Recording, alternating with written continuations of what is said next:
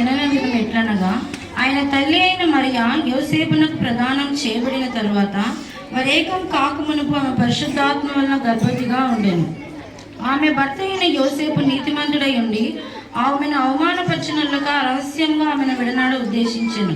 అతడు ఈ సంగతులను గురించి ఆలోచించుకొనుచుండగా, ఇదిగో ప్రభుదూత స్వప్నమందు అతనికి ప్రత్యక్షమై, దావీదు కుమారుడైన యోసేపు, నీ భార్య అయిన మరియను చేర్చుకుంటకు భయపడకుము, ఆమె గర్భం ధరించినది పరిశుద్ధాత్మ వలన కలిగినది, ఆమె యొక్క కుమారుని కనును, తన ప్రజలను వారి పాపముల నుండి ఆయనే రక్షించును కనుక ఆయనకు యేసు అని పేరు పెట్టుదు అనెను. ఇదిగో కన్యక గర్భవతి అయి కుమారుని కనును, ఆయనకు ఇమ్మానుయేలను పేరు పెట్టుదురు అని ప్రభు తన ప్రవక్త ద్వారా పలికిన మాట నెరవేరినట్లు ఇదంతయు జరిగెను. ఇమ్మానుయేలను పేరునకు భాషాంతరమున దేవుడు మనకు తోడని అర్థము.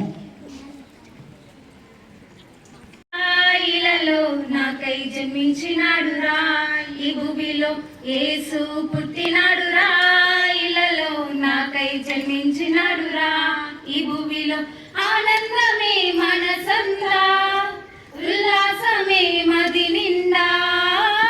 ఆనందమే మనసంతా, ఉల్లాసమే మది నిండా. యేసు పుట్టినాడురా, ఇలలో నాకై జన్మించినాడురా, ఈ భూమిలో